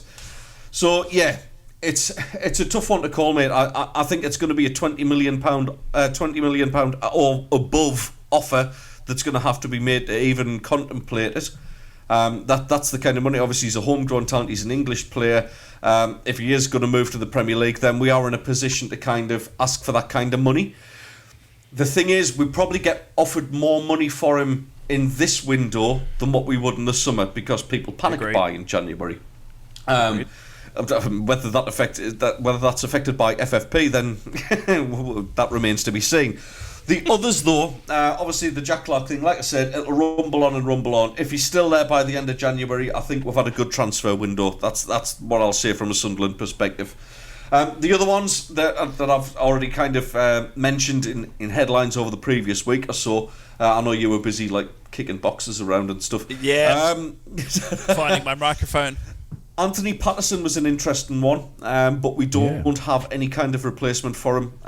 We have young Bishop, who we got in from Man United at the beginning of the season, but I wouldn't say he's ready for the first team. There is an argument, and I've always made this argument. I think we should have somebody who's a bit more senior as a backup. I think you need a 30-year-old or plus as a backup keeper, because of that maturity, because of that steady and calming influence that you need to have as a goalkeeper. Anthony Patterson is a very calm young man, and I do like him. He's not a flapper, he's not a shouter, but he needs to develop. If he does move to one of the big three, which is Liverpool, Arsenal, Man City, apparently all done their homework on him, I think that'll be in the summer, and I genuinely think an offer will come in for him, and I think we will have to replace him at some point. What we get in to replace him with is anyone's idea, but Anthony Patterson is going to the very, very top, lads. I can tell you that now. He needs to work on his kicking, but this kid's got ability, and he's going to go far. The other one, Dan Neil. I think I wouldn't be at all surprised to see Dan Neil move in this window. There is interest there again. He's had interest in the past. Sean Dyche is a big fan of him, although I don't think he'd be going to Everton. This is when he was at Burnley as a young lad, when he was in League One, funnily enough. So he's got his admirers. He's one of these technical midfielders. He's got good ability. He gets box to box. I think in the derby, I was maybe a little bit harsh on him in the cold light of day straight after the derby. When I've looked at his performance back, he was actually one of our better players and one of the ones that didn't look out of place playing against Premier League quality. I think you get him around Premier League players full time, and I think you'll get the best out of Dan Neil. So that's my tip. I think that's my dark horse that could leave the club. What kind of money he goes for, I don't know. He's an academy product anyway, so whatever we make on him would be actual profit. We wouldn't have to pay anybody else any sort of sell-on fees like what we would have to do with Jack Clark, which is rumoured to be anywhere between 25 and 50%. Because we paid so little for him from Spurs. So yeah, that's my dark horse. I think it'll be very sad because you want to see your homegrown talent stay, but my dark horse to leave the club. Dark horse, not dark horse. I'm just being very posh. It's my estimation for the dark horse to be leaving. It'll be Daniel Neil. Daniel Neil of Sunderland to the highest bidder, please. Well done. Thank you, very poshly put there by Ted the Mackham. It will be interesting. So we'll come back after the sports headlines. Obviously, we'll talk to Steve about what's happening at Newcastle with transfers. We heard about Joe Linton. That'll be a short segment. It will be. We've already heard a lot about you guys and obviously the financial fair play. We might see if there's anyone that he's expecting to leave. But then we've got to talk about this Premier League CEO, Richard Masters, confirming the date has been set for Man City, but not it's not something he can tell the world about yet. So this haze and weird sort of secrecy around the Man City thing when we're seeing Everton and Nottingham Forest obviously getting thrown to the rickets as well. And we're also going to talk about and get the lads' thoughts on what makes a song so famous with a football club. What connection do they have and how does it start? That and all that more coming up after these sports headlines. Together across the North East. The tune, the cat, and the red. I'm just quickly realising, lads, how I wouldn't make it as a tennis commentator with some of those names. My goodness me, I struggle with Ashish. That too, as well. Staying quiet. Do you guys like tennis? We've got the Australian Open on here at the moment. It's sweeping the nation by storm. It's on everywhere we look. But to Steve, you strike me as a tennis fan. You'd love a bit of quiet sports every now and then. I like Wimbledon. I do. You know, it is interesting when it comes to, you know, the old, well, what's it been called in the past? Henman Hill, Murray Hill, and you know all of that. I do buy into all of that. I mean, gradually you see anyone from England getting knocked out in the first week, but you know we have had a few. we have had a few glory days in recent years. But yeah, Wimbledon. It does get. Yeah, it's the same as watching the Ashes in the cricket. I'm not a big cricket fan, but I'll watch the Ashes. Even the boat race, Steve. Yeah, I'll watch that. I will. You it's know, kind of tradition, isn't it? Well, it is. Yeah, I think that's the way we've been brought up. It was because there was so little TV channels available when we were kids, then things like that were big events. So you know, you would sit in front of the telly and watch the FA Cup final all day. You would sit and watch the boat race. You'd sit and watch Wimbledon. You'd sit and watch the wrestling. You'd sit and watch the snooker. You'd sit and watch the darts. I could go on, but it's like that was our upbringing. And now there's just a multitude of TV and, of course, you know, devices which kids sit and watch. I mean, you know, we've lost so much. That magical box that was placed in front of people's living rooms many years ago, which was a focal point for everyone to sit round, like the radio and the gramophone had been, has now been replaced by, you know, devices in your hands which alienate families from spending time together. And that's where we're at, unfortunately. We've gone very deep there from 100%. A question about tennis. No. I'm with you on that. I'm with you on that. It was all cost a subscription as well. Mm-hmm. Yeah, well, it was. I mean, bear in mind, Rye. I mean, we'll probably have to explain this one to you. We used to have this TV program called Grandstand on a Saturday. That was. I mean, before there was satellite TV or World of Sport. If you were an ITV World of Sport viewer. as well. Dickie Davis. Yeah. What a beautiful haircut that man had. Beautifully coiffed. But yeah, I wonder if he's ever finished painting his ceiling. He did have a beautiful streak through that, didn't he? But right, it was family tradition. You sat down, you watched Grandstand. Grandstand was on from like sort of what, midday all the way through to 5 p.m. or 6 p.m. actually, because it included all the football results as well. And there was carpet balls, there was curling. It had bits from the Winter Olympics. This is back in the days where we had 4 TV channels in the UK, and it was just, you just sat down as a family and watched stuff. And it was brilliant. It was absolutely class. I still remember, like, it was a tradition in our house. It was pie and peas for lunch with oxo gravy. And you'd sit and watch, like, you know, the wrestling with giant haystacks and Big Daddy.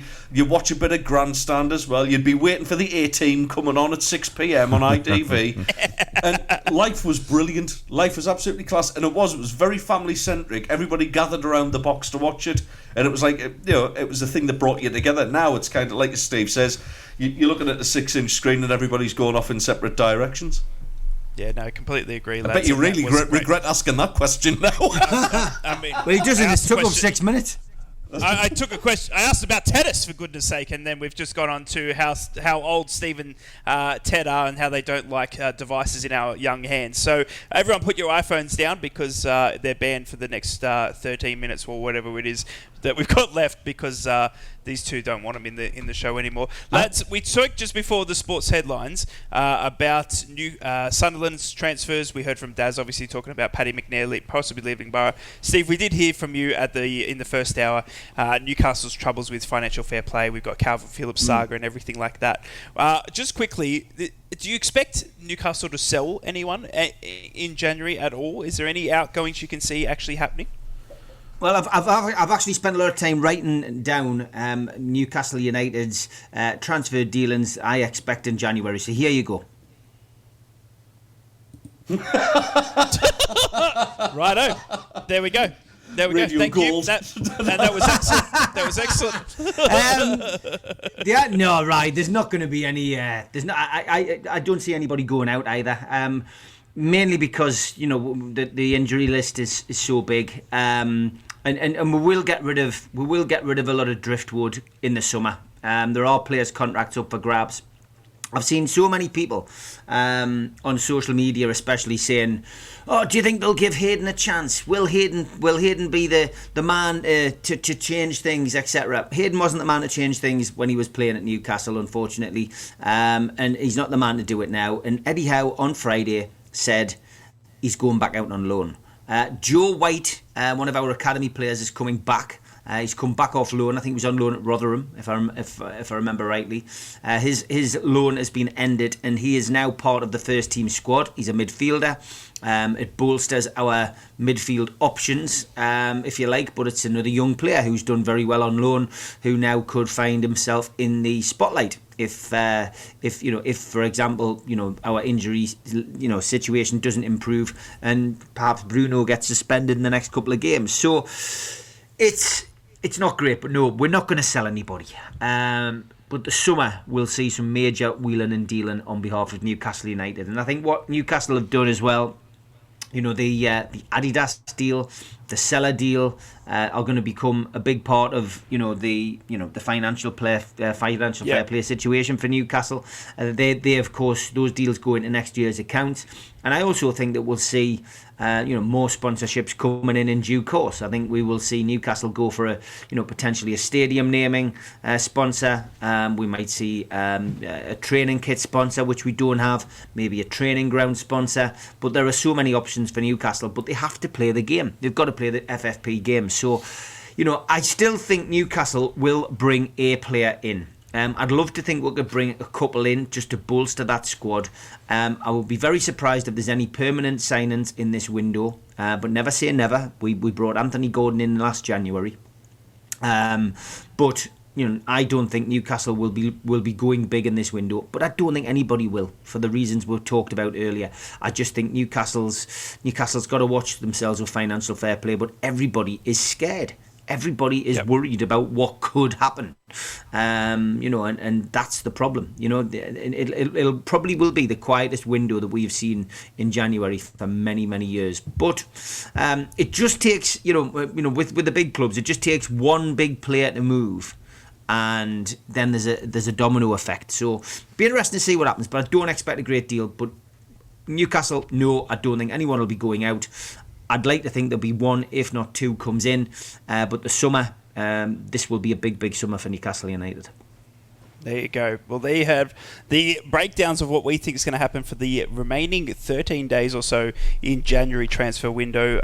Probably still a lot to play out for a couple of clubs, and will Middlesbrough get their striker? We'll wait and see, and of course you'll get all that news here from the three leg ends as we get the breaking news first thing in the morning, plus a couple of inside sources from all of us that we seem to be in touch with. So it will be good to see what happens at the end of January and see where we line up. But Middlesbrough ever so impressive once again with Ailing and Finners as, my goodness me, Daz, time to be excited as a Borough fan, am I right? I was saying this earlier when you were playing with your microphone. It is an exciting time at the moment to be a Borough fan.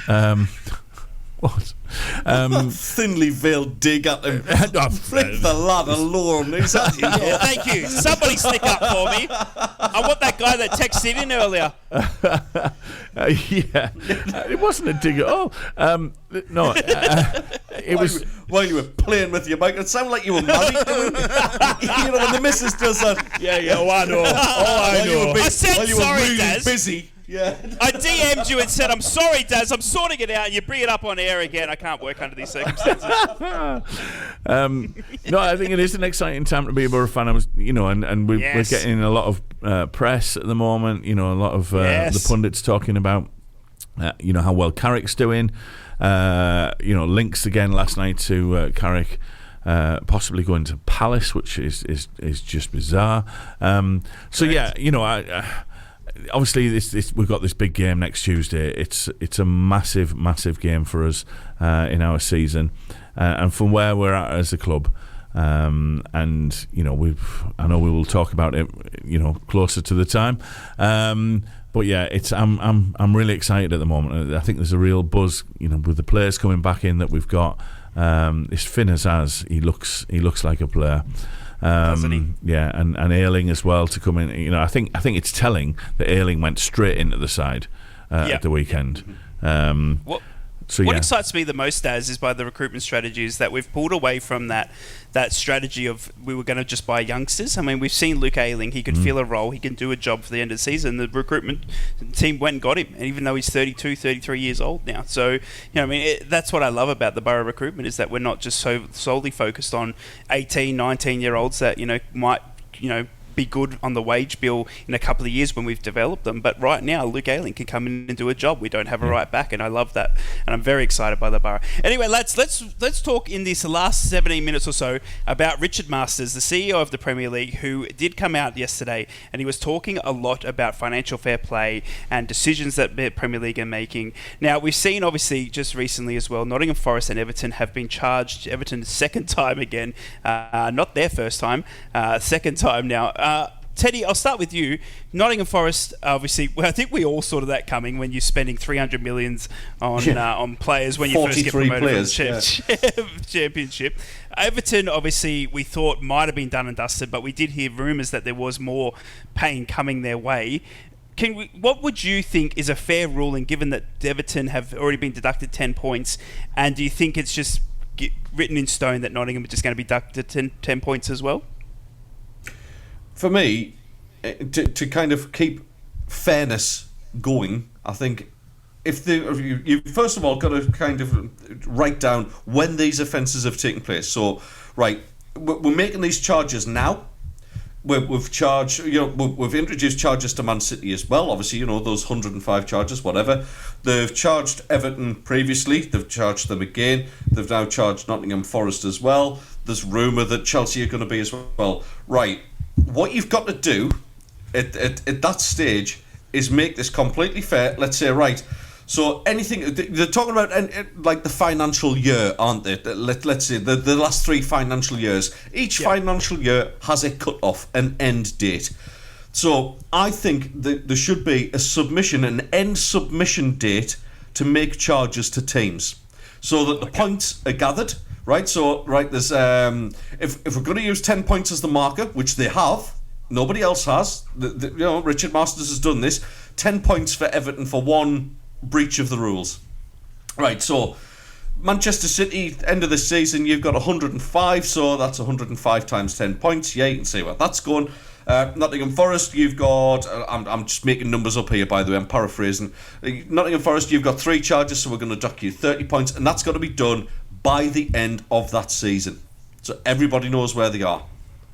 Otherwise, you're just going to end up with this absolute mess, and that's the way it's going right now. There needs to be some sort of cut-off point where... if they've got grounds, if they think that that's it, let Man City fight it in court. If they're found not guilty after that, then put them back in the Premier League, because with 1,050 points deducted, I'm guessing they're probably going to be facing relegation. They'd have to go on some winning run to defeat that. So yeah, just issue these fines. The docking of points. Get them done by the end of the season. And get on with it, because right now it's just like, well, we're finding this one, we're finding that one. It's just it's bits and pieces. There's clubs who we know should be issued charges that aren't being, but they're going for the low-hanging fruit with the likes of Forest. I mean, Forest, it's like a 6-year-old kid who's found 20 quid. They've just blown it all on sweets and now they feel ill. That's essentially what they've done.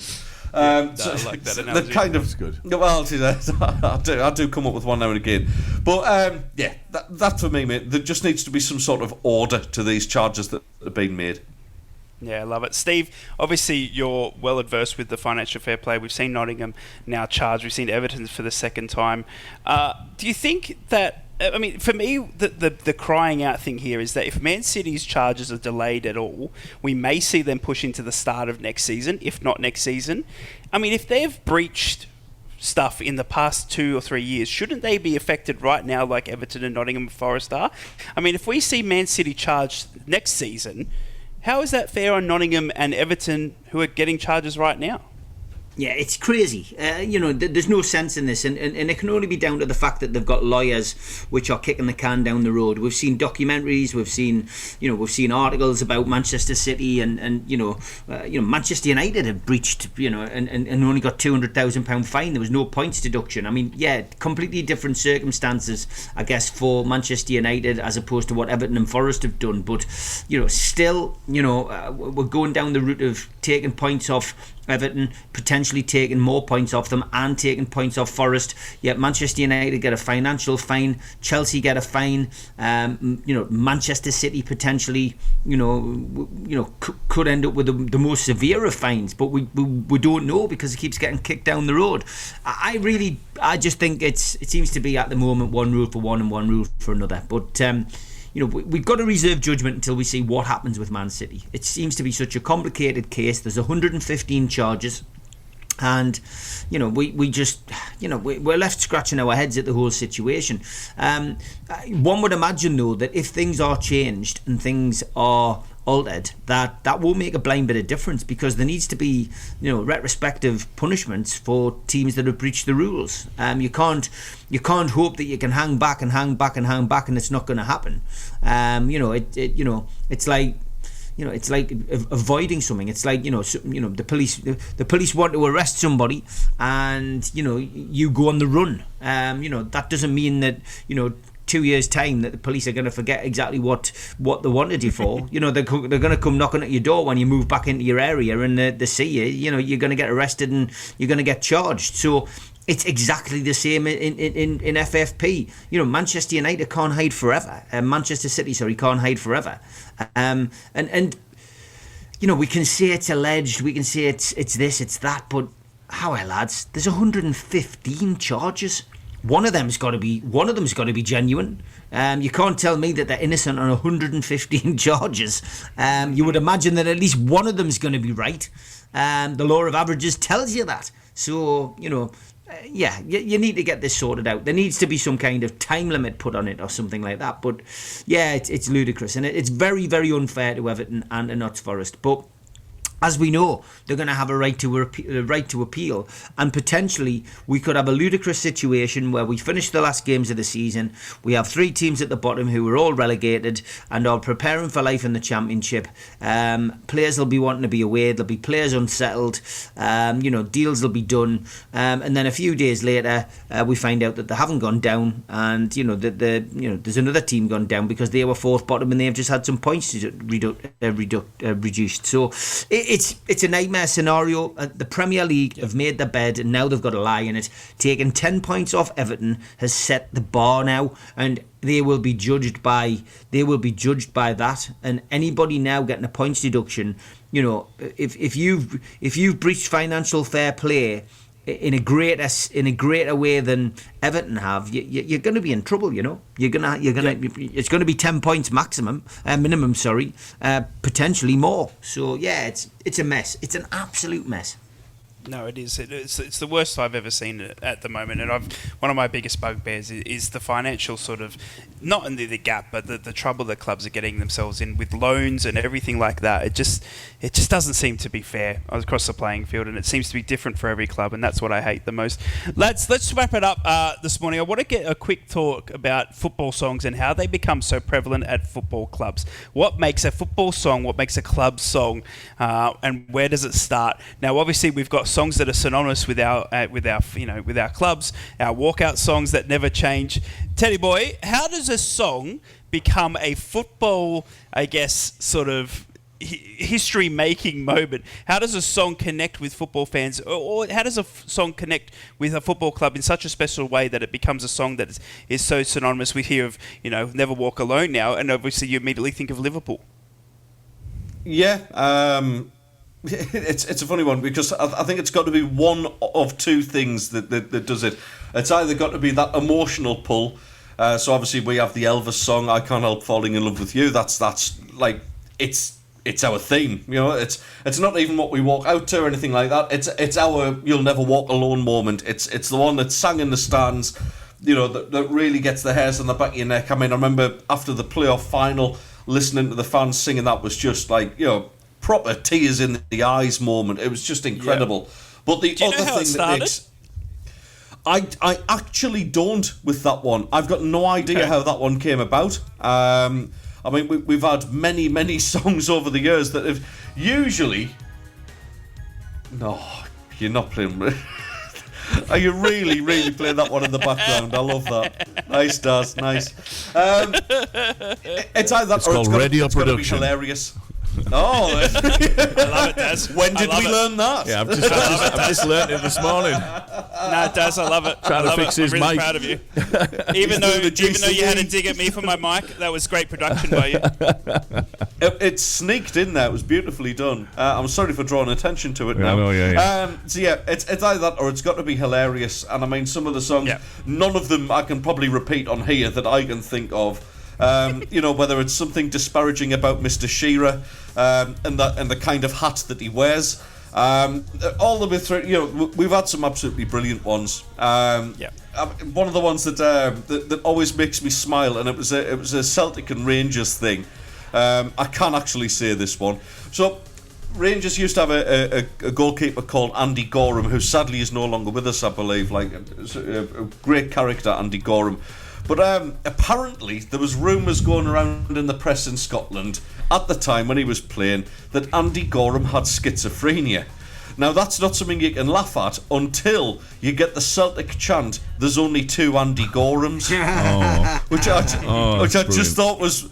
I just thought that was one of the most creative, hilarious football chants I think I've ever heard. So yeah, but for me, the Elvis one, mate. I love Dance of the Nights. I love hearing that coming on. Every single time that we do the headlines, I love Ready to Go. That gets us going as well. But the Elvis one for me is the one that really makes the hair stand up on my arms. Do you know how Pigbag started with the borough, Daz? I don't actually. That's a really good question. I should know that. We should know that. We'll find that out. It's just interesting for me as an Australian because songs here in Australia, Steve, aren't really sort of connected to football clubs.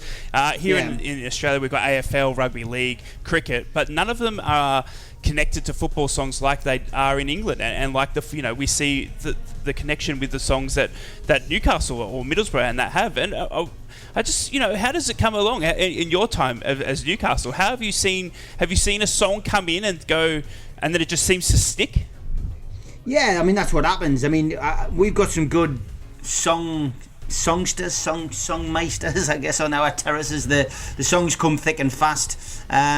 Songs come with a good team, though, I think, as well. That's what you tend to find on the terraces. If your team is doing well, then you have a song for each of the players. But I mean, for 14 years at Newcastle under Ashley, probably pick a handful of songs that came from that era, because most of the players were rubbish.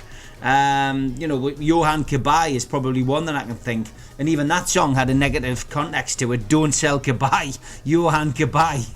I just don't think you understand. I mean, it's like, hardly a song of support for him. Although it was like, we want to keep a hold of him because he's the best player we've got. But yeah, that's how it happens. I mean, Supermac always tells the story about, he was amazed, on his home debut against Liverpool when he scored his hat-trick. How the crowd suddenly started singing Supermac Superstar, how many goals have you scored so far? To the tune of Jesus Christ Superstar. And he was amazed. He said, did they have song sheets where they're handing it out? But it's just spontaneous. Somebody comes up with it, people buy into it, and that's how it starts. But with songs like the one we've got playing in the background, it's commercial. We've got a wide reach now around the world with, MTV started it, of course, but people can stick it on their TV, they can stick it on the radio, they can go and download the record as opposed to buying a single or an album these days. And a lot of it's just down to promotion. How much PR and promotion are behind them. It takes a lot to get a song into the to get a song out there produced, but then to get it into the charts, not as difficult as you would think now, because a lot of it's based on sales and downloads, and we just don't sell. That's playing now, Steve. Yeah, we just don't sell records anymore. But this one in particular, I mean, the 1990 World Cup anthem, and of course the one that came out in '96, the one we never mention these days, the one about England not winning anything for years, Three Lions. It's become. Yeah, they've become synonymous with England, so that's why they do so well. They got backed, they've got a good tune, and people bought into it because, again, England were doing very well. So yeah, it is something that I would listen to. I'll listen to this one. I think this is probably one of the best tracks, lads. I don't know about you.